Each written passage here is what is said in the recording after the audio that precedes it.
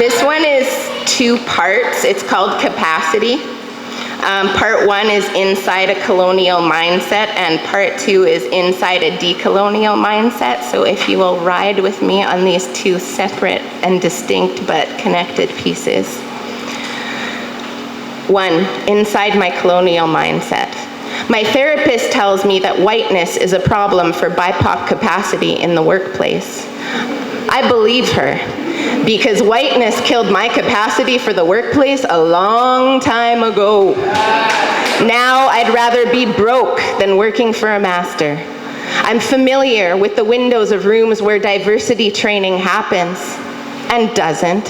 And maybe you're familiar too with how the city looks from the top of a structure you helped build.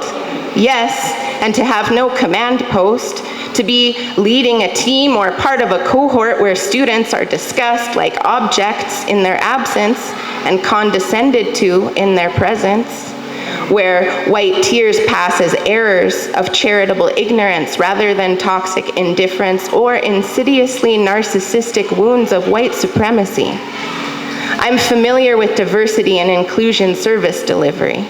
In the aftermath of nonprofit board resolutions to divest from participation, how things tick along with a scarcity of time according to a mission statement, carefully calculated by an audit and paid community input just shy of a deadline for evaluation, final report submissions, new grants written, AGM set to convene near tax time.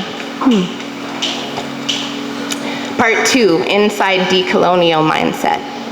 I'm familiar with a moon calendar, how its cycles arise and fall across rippling seas and high rises, how supermoons suck up tides and open the sand up to treasure hunters. Did you know 14 inches of land height is gained and lost every day over water and urban wide? Do you know prayer can mark the beginning and ending of a day, a gathering, an encounter between lovers? How it lifts the spirit like a body of water, connects bodies made with ocean. Do you know that the scent of death draws sharks to remote Rain Island where turtles spawn despite the risk? I'm familiar with roads that lead to destinations, forming a strategy and tactics to lead the way, taking direct action in nested goals and seeding potentials.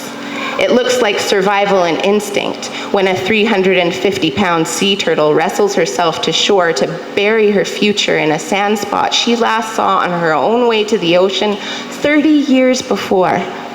It looks like love when you do what you mean to do, matching intent with impact by your paint, your daughter care, your smile. When you show up with a meal or a phone call, when you ask for what you need because you can. It looks like love when you hold me even from a distance and tell me the truth of how you feel.